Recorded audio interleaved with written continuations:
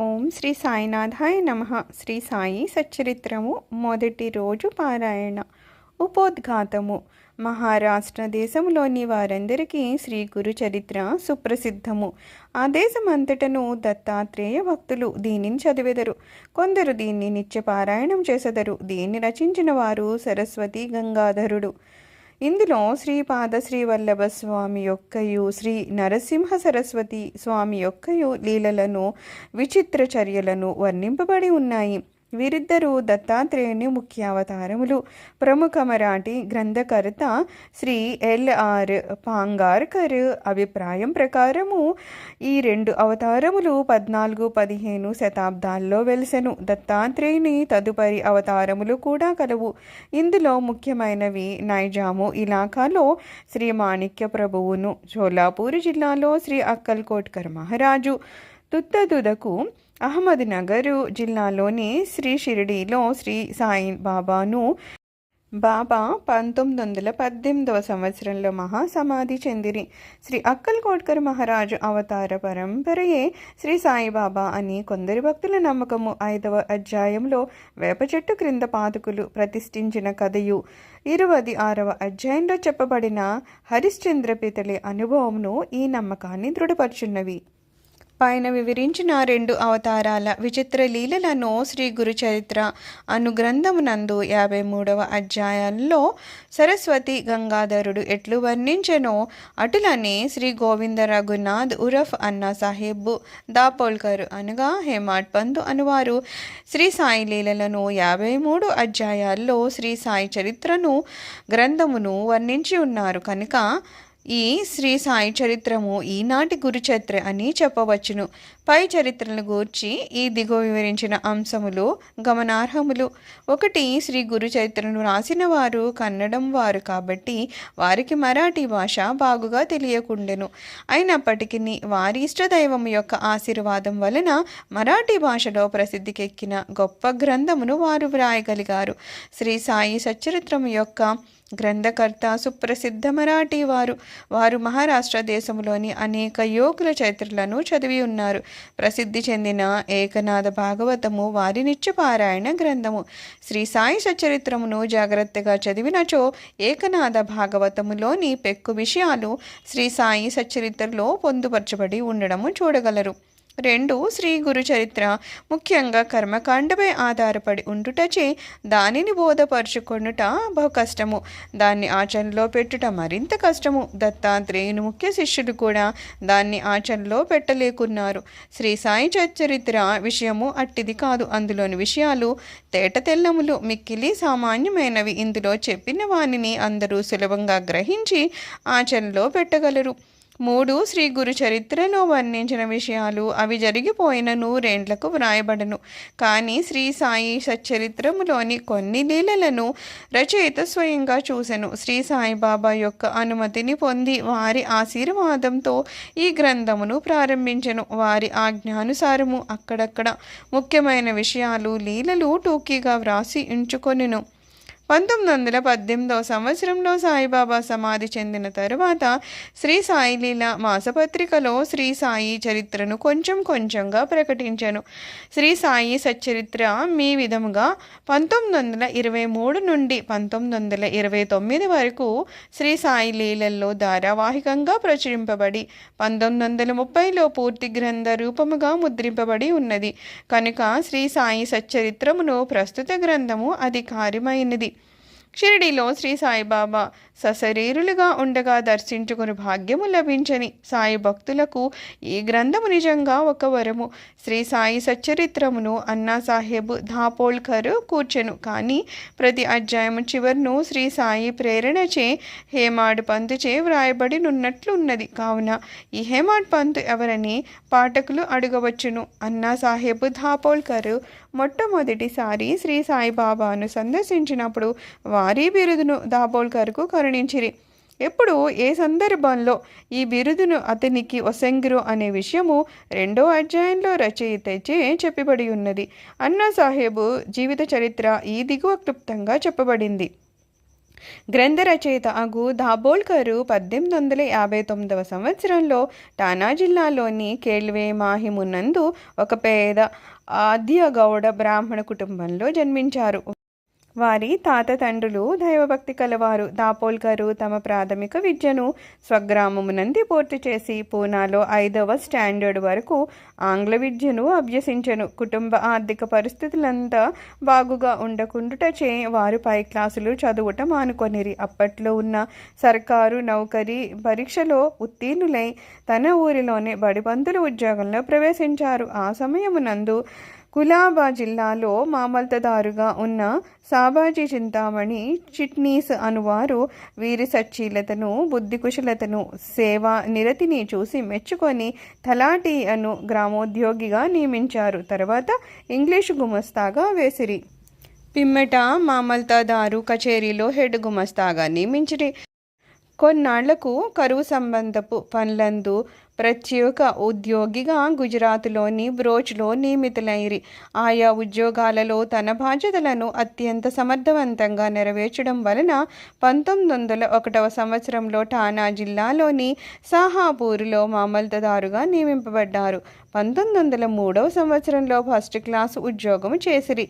తరువాత ఆయన ముర్బాడు, ఆనంద్, బోర్సదులలో పనిచేసి 1910వ సంవత్సరంలో తిరిగి బాంద్రాలో రెసిడెంట్ మెజిస్ట్రేట్గా నియమితులైరి. ఈ సంవత్సరం నందే వారికి షిరిడీకి పోయి శ్రీ సాయి సందర్శనము చేయు భాగ్యము కలిగెను.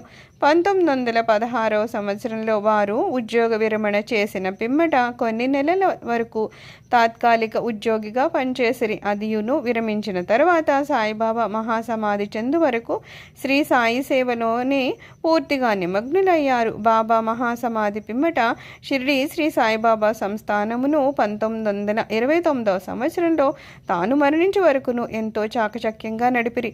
వారికి భార్య, ఒక కుమారుడు, 5గురు కుమార్తెలుండిరి.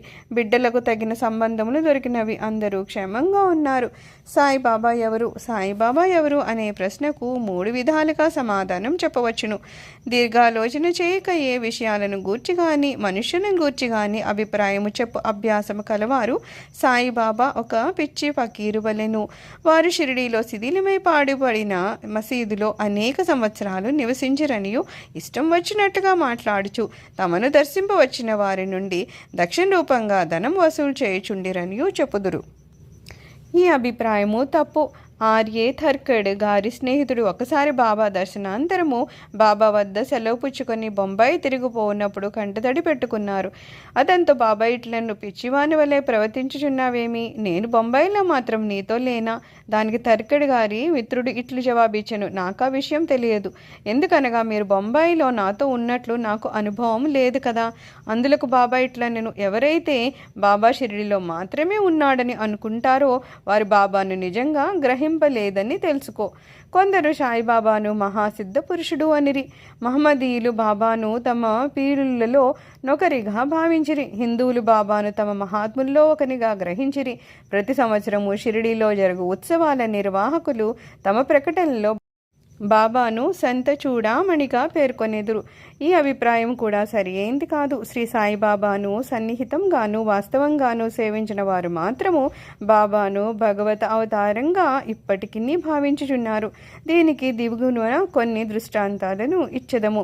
బివి నరసింహస్వామి గారు రచించిన బాబా సూత్రములు పలుకులు అను గ్రంథమునకు పీఠికలో ఇండోరు హైకోర్టు జడ్జి గారు ఎంబి రేగే గారు ఇట్లు రాసి ఉన్నారు. బాబా సశీర్లుగా ఉన్నప్పుడు వారొక రూపు దాల్చిన భగవత్ స్వరూపముగా తమ భక్తులకు బాసిల్లుతూ తమ లీలా ప్రబోధాల ద్వారా సాధకుల మార్గమును ప్రకాశింపచేయుచుండెడివారు. వారి అస్వరమైన దేహము మాయమైపోయింది, కానీ దానిలో అప్పుడుండిన బాబా మాత్రము ఇప్పటికి అనంత శక్తి వలె నిలిచి వారు సమాధి చెందకముందు భక్తులకు తోడ్పడినట్లే ఇప్పటికి వారిని ఆశ్రయించు అనేక మంది భక్తులకు నిశ్శబ్దంగా సహాయపడుచున్నారు. శ్రీ బివి నరసింహస్వామి గారు రచించిన భక్తుల అనుభవాలు అనే పుస్తకంలోని మొదటి పేజీలో ఉత్తర భారతదేశంలో ఉన్న ఒక హైకోర్టు జడ్జి గారిట్లు రాసి ఉన్నారు. నేను సాయిబాబాను సృష్టి స్థితి లయకారకుడిగా భావించదను. 1918వ సంవత్సరంలో వారు సమాధి చెందకముందు నేనట్లు భావించింది, ఇప్పటికీ నేనట్లే భావించుచున్నాను. నాకు మాత్రము వారు సమాధి చెందినట్లు లేదు. నా దృష్టిలో వారు అన్ని పరిమితులకు అతీతులు. వారు మా మధ్య ఉన్నప్పుడు వారి మానవ శరీరము మా కళ్ళ ముందు సంచరించుచుండెను. ఒక్కొక్కప్పుడు అది మా దృష్టిని విశేషంగా ఆకర్షించుచుండెడిది. కానీ ఎక్కువ భాగము మా ఎరుకలో నిలిచినది మాత్రము వారి అనంతతత్వమే. శాశ్వతము అశాశ్వతముల అద్భుత సమ్మేళన రూపమైన ఒక మానసిక ప్రతిబింబము వలె వారు మాకు భాషించేవారు. అశాశ్వతమైన తమ మానవ దేహమును ఒక్కొక్కప్పుడు మా ముందర తళుకుమని మెరిపించేవారు. ఇప్పుడు అశాశ్వతమైన ఆ దేహము మాయమై సాయిబాబా అనే శాశ్వతమైన అనంత శక్తి మాత్రము నిలిచి ఉన్నది.